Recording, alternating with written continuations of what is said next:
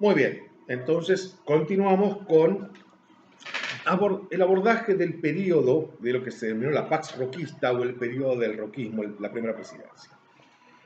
Como vieron en el teórico del profesor Letieri, estamos en un momento de consolidación de un régimen político que va a dar cierta estabilidad homeostática al sistema. Es un periodo claramente de paz. Hasta 1890 es un periodo hasta cierto punto corto de paz y de equilibrio político.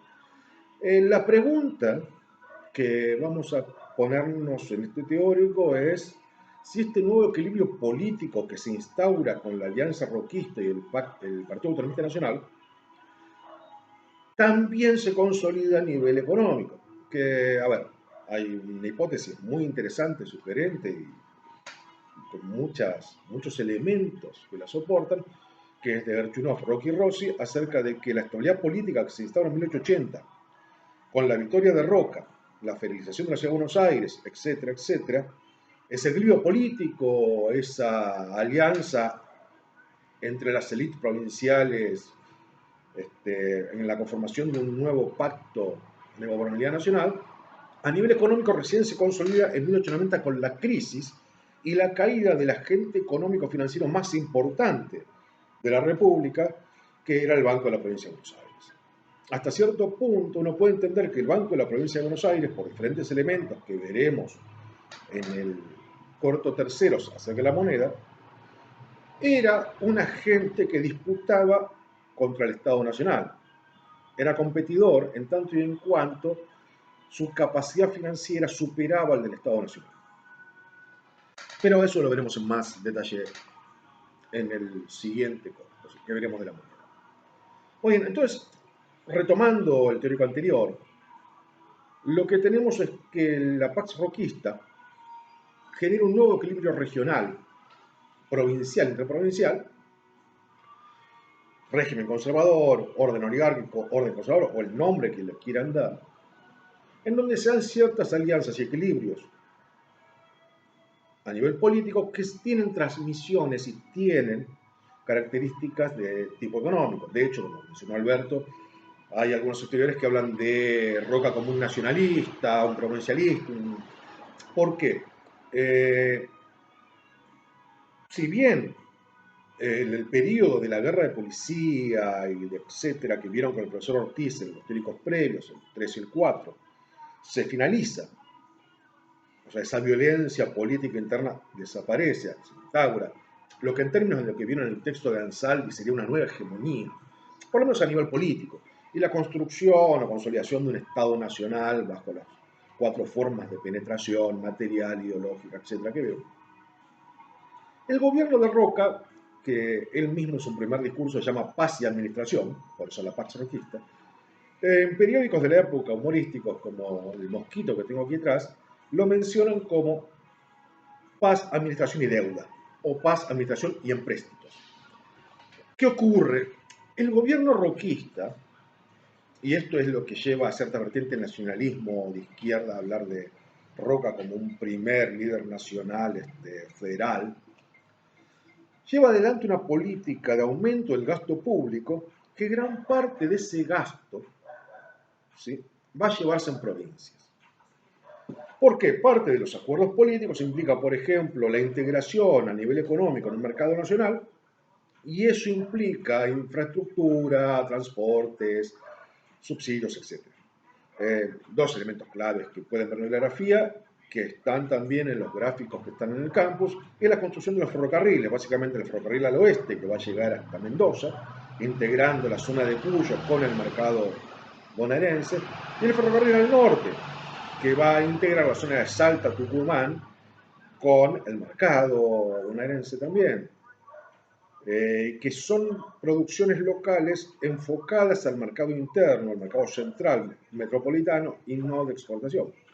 Al mismo tiempo que Roca llevó un plan muy fuerte de obra pública, construcción de puertos, obras sanitarias de la nación, enfocadas en Buenos Aires. O sea, es un periodo de un Estado que amplía su gasto, inclusive también su gasto militar.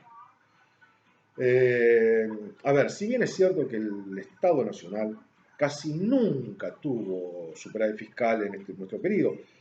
1891 tuvo superávit, 1892 ahí más o menos, por los esfuerzos de Carlos Pellegrini para la salida de la crisis de 1890. El déficit se financió con empréstitos, pero no solamente el déficit, la obra pública se financió con la emisión de deuda. Pero es una nueva configuración política donde está estructurado también un modelo económico de inserción de la economía argentina al mercado mundial y de integración económica de un espacio más amplio.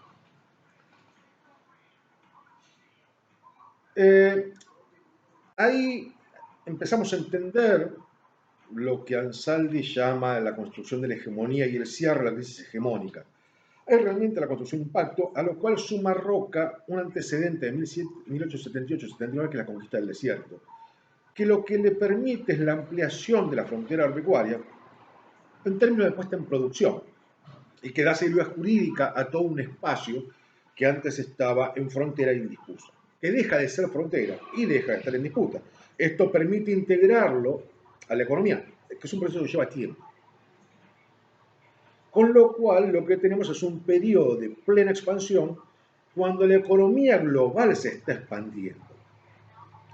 Las expectativas sobre la economía argentina de los agentes económicos europeos y norteamericanos, norteamericanos no porque están en otro tema. Los agentes norteamericanos están en su propia expansión hacia el oeste. Los agentes europeos miran a Argentina con unos ojos muy atentos porque la economía está creciendo en base a los tres ejes: capitales, incorporación de tierras a la producción y mano de obra. También la incorporación de tecnología, renuevan la infraestructura, la expansión de los ferrocarriles. Esto lleva a un crecimiento de la producción. Cuidado, el crecimiento de la producción agropecuaria en 1880 y 1890 es importante. De hecho, en 1880 Argentina deja de importar trigo y pasa a autoabastecerse.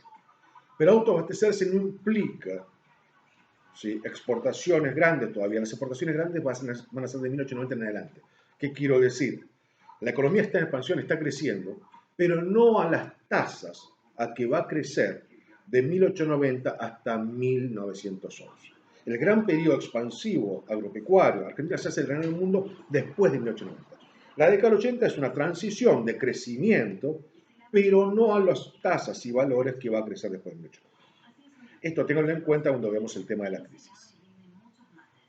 Entonces decimos, es un Estado, el Estado roquista, que en esta configuración política homeostática y estable lleva adelante una política fiscal de aumento del gasto, generando déficit, cubriéndolo con deuda externa, de obra pública, que cubre con deuda también, donde se lleva adelante un plan de construcciones, tanto de la área metropolitana, Atlántica, que es la Ciudad de Buenos Aires, como también de conexiones a la integración del mercado nacional. En ese marco se entiende lo que Alberto les mencionó como la generación del 80, un grupo de políticos, intelectuales, etcétera, que ven en esta perspectiva y en este contexto global que hablamos en el video anterior, una inserción argentina y una potencialidad de Argentina. Argentina es una potencialidad a nivel económico y una promesa a nivel político. Esto lleva adelante también un programa político institucional, donde se empiezan a delimitar algunas de las definiciones políticas ideológicas transformadas en instituciones. A ver, la ley 1420 de educación es una de las más famosas, la separación de iglesia y Estado, de cierta manera, Roca termina expulsando al nuncio apostólico. Pero esto no está fuera de tono con lo que está pasando en Europa, hay un movimiento muy fuerte, de hecho la misma unidad italiana lleva a una ruptura de la iglesia y del Estado por Vittorio Emanuele, el marqués de Cavour. Pero como señal política a nivel interno es fuerte. Y a nivel institucional económico, lo que se va a dar es una plena ocupación del espacio pampeano, de la zona núcleo, las 40 millones de hectáreas más o menos que son la zona núcleo, gracias a la victoria militar de 1878-79, y esta puesta en producción y acercamiento de ferrocarriles, acceso a mercados, las pone en valor y va a llevar adelante un proceso de valorización de esas tierras, aparte de su puesta en producción, que es mucho más lento. O sea, es más lenta la puesta en producción de estas 44 millones de hectáreas que su valorización. La expectativa de valor sobre la rentabilidad de esas tierras genera que suban de precio antes de que tengan esa rentabilidad potencial. Y esto es importante, la especulación sobre tierras es una característica de la década del 80. Las tierras suben de valor por encima de su valor real, sino mirando su valor potencial. Ahí en este contexto también se dan las leyes de tierras y hay una ley interesante de 1881 que es la Ley de Moneda Nacional. Esta Ley de Moneda Nacional es particular porque por primera vez en la historia argentina el Estado Nacional emite una ley a través del Congreso, porque la Constitución argentina dice que el Congreso es el que tiene la facultad de la emisión de moneda, regula la emisión monetaria, pero esto no quiere decir que el Estado Nacional se arrogue facultades o pise algunas de las capacidades que tenía el Banco de la Provincia de Buenos Aires, sino que va a ser en gran medida en línea con el Banco de la Provincia de Buenos Aires, que es el tema de la moneda particularmente que veremos en el video 3.